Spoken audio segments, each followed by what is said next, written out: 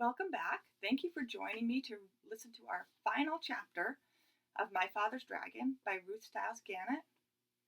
I have some drawings from listeners that I'll be showing you throughout the book, as well as the illustrations that are in the book that I've been showing you all along. Chapter 10. My Father Finds the Dragon. When my father was crossing the back of the 15th crocodile and 2 more lollipops to go, the noise of the monkeys suddenly stopped, and he could hear a much bigger noise getting louder every second.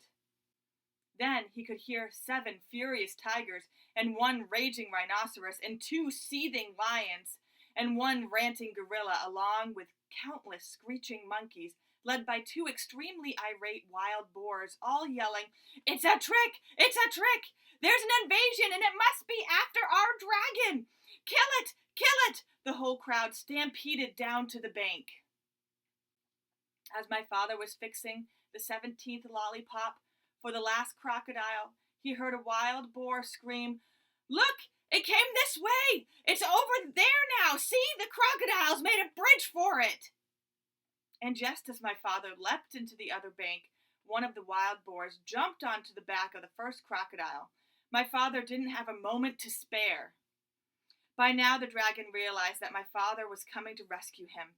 He ran out of the bushes and jumped up and down, yelling, "Here I am! Here I am! I'm right here! Can you see me? Hurry, the boar is coming over on the crocodiles too! They're all coming over! Oh, please, please, hurry!" The noise was simply terrific. My father ran up to the dragon and took out his very sharp jackknife. "Steady, old boy, steady. We'll make it. Just stand still," he told the dragon as he began to saw through the big rope.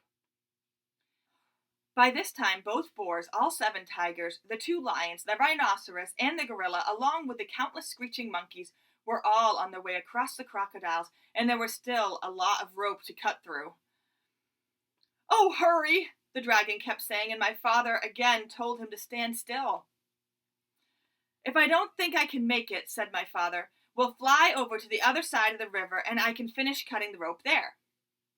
Suddenly the screaming grew louder and madder, and my father thought the animals must have crossed the river. He looked around and saw something which surprised and delighted him, partly because he had finished his lollipop, and partly because, as I told you before, crocodiles are very moody and not the least bit dependable, and are always looking for something to eat. The first crocodile had turned away from the bank and started swimming down the river. The second crocodile hadn't finished yet, so he followed right after the first, still sucking his lollipop. All the rest did the same thing, one right after the other, until they were all swimming away in a line. The 2 wild boars, the 7 tigers, the rhinoceros, the 2 lions, the gorilla, along with the countless screeching monkeys, were all riding down the middle of the river on the train of crocodiles, sucking pink lollipops, and all yelling and screaming and getting their feet wet. My father and the dragon laughed themselves weak because it was such a silly sight. As soon as they had recovered, my father finished cutting the rope, and the dragon raced around in circles and tried to turn a somersault. He was the most excited baby dragon that ever lived. My father was in a hurry to fly away, and when the dragon finally calmed down a bit, my father climbed up onto his back. "All aboard," said the dragon. "Where shall we go?" "We'll spend the night on the beach, and tomorrow we'll start on a long journey home.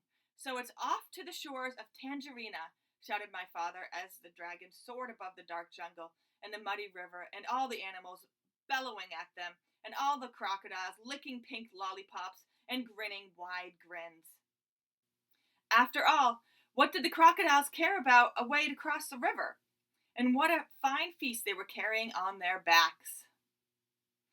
As my father and the dragon passed over the ocean rocks, they heard a tiny, excited voice scream, Bumcack, we dreed our we need our dragon!" But my father and the dragon knew that nothing in the world would ever make them go back to Wild Island. The end. That was an exciting adventure that Elmar Elevator had. I'm glad that you were here listening with me, hearing the story, and I'd love to hear what you thought about it, or if you have any more illustrations to send me. I can post them in future video. I miss you guys. I'll be reading another story soon. I'll start it as soon as I can. I'm hoping that you'll join me for that story as well. I'll see you guys soon. Miss you so much. Bye.